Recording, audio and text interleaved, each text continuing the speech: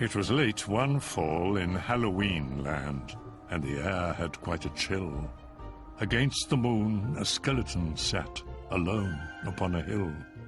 He was tall and thin, with a bat bow tie. Jack Skellington was his name. He was tired and bored in Halloween land. Everything was always the same. I'm sick of the scaring, the terror, the fright. I'm tired of being something that goes bump in the night. I'm bored with leering my horrible glances, and my feet hurt from dancing those skeleton dances. I don't like graveyards, and I need something new. There must be more to life than just yelling, boo! Then out from a grave, with a curl and a twist, came a whimpering, whining, spectral mist. It was a little ghost dog with a faint little bark, and a jack-o'-lantern nose that glowed in the dark. It was Jack's dog, Zero, the best friend he had. But Jack hardly noticed, which made Zero sad. All that night and through the next day, Jack wandered and walked. He was filled with dismay.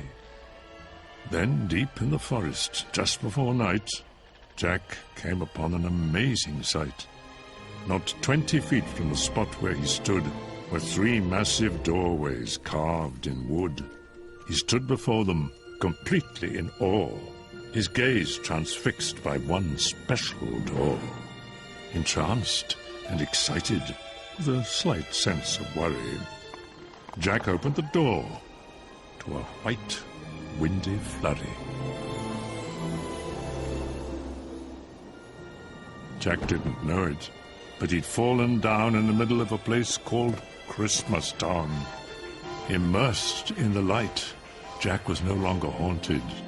He had finally found the feeling he wanted.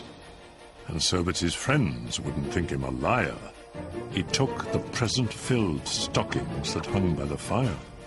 He took candy and toys that were stacked on the shelves, and a picture of Santa with all of his elves. He took lights and ornaments, and the star from the tree, and from the Christmas Town sign he took the big letter C. He picked up everything that sparkled or glowed. He even picked up a handful of snow. He grabbed it all, and without being seen, he took it all back to Halloween. Back in Halloween, a group of Jack's peers stared in amazement at his Christmas souvenirs. For this wondrous vision, none were prepared. Most were excited, though a few were quite scared. For the next few days, while it lightened and thundered, Jack sat alone and obsessively wondered, why is it they get to spread laughter and cheer, while we stalk the graveyards, spreading panic and fear? Well, I could be Santa, and I could spread cheer. Why does he get to do it, year after year?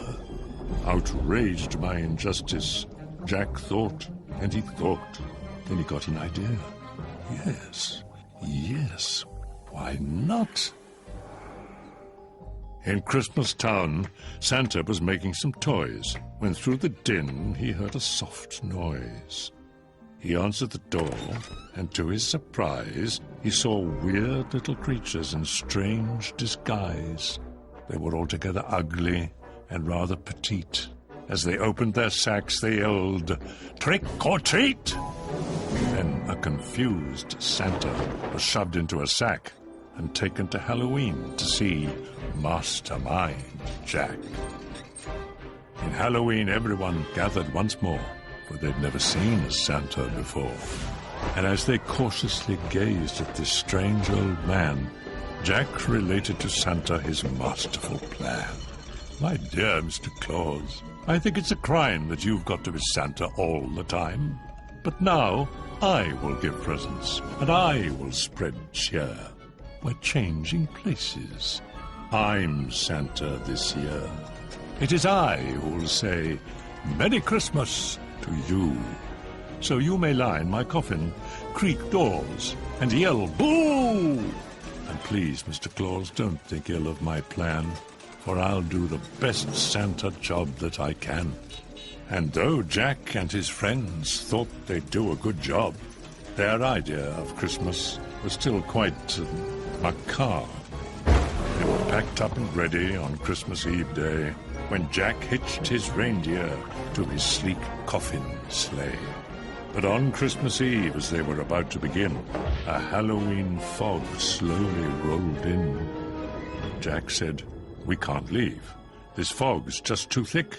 There will be no Christmas, and I can't be Saint Nick." Then a small glowing light pierced through the fog. What could it be? It was Zero, Jack's dog. Jack said, "Zero, with your nose so bright, won't you guide my sleigh tonight?" And to be so needed was Zero's great dream, so he joyously flew to the head of the team. And as the skeletal sleigh started its ghostly flight, Jack cackled, "Merry Christmas to all, and to all a good night." 'Twas the nightmare before Christmas, and all through the house not a creature was peaceful, not even a mouse. The stockings, all hung by the chimney with care, when opened that morning would cause quite a scare. The children, all nestled so snug in their beds, would have nightmares of monsters and skeleton heads. The moon that hung over the new-fallen snow cast an eerie pall over the city below, and Santa Claus' laughter now sounded like groans, and the jingling bells like chattering bones. And what to their wondering eyes should appear but a coffin sleigh with skeleton deer, and a skeletal driver so ugly and sick they knew in a moment this can't be Saint Nick.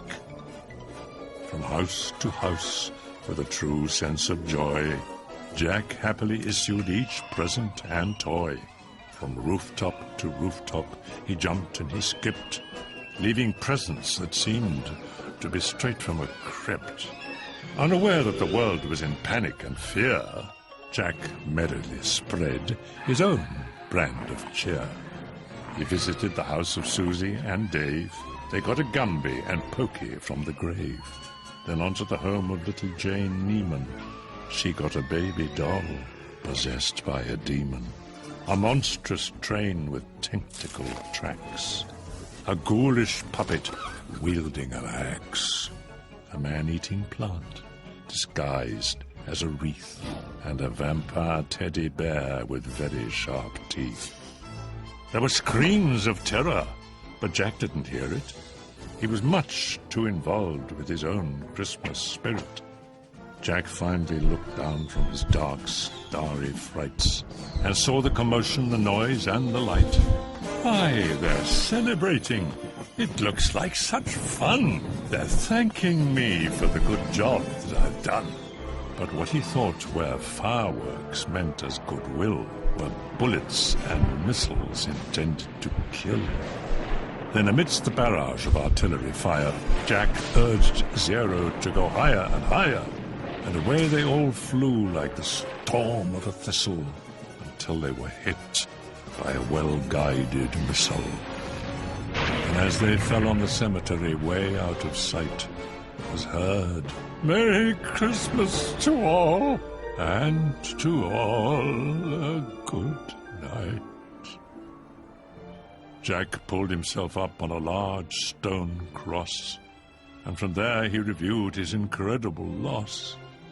I thought I could be Santa. I had such belief.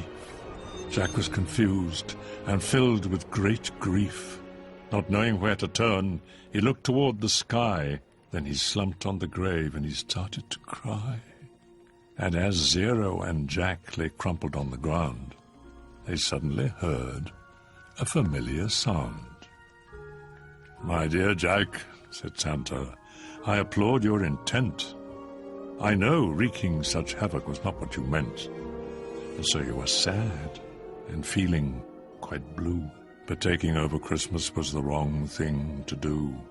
I hope you realize Halloween's the right place for you. There's a lot more, Jack, that I'd like to say, but now I must hurry, for it's almost Christmas Day. Then he jumped in his sleigh, and with a wink of an eye he said, "Merry Christmas!" and he bid them goodbye. Back home, Jack was sad, but then, like a dream, Santa brought Christmas to the land of Halloween.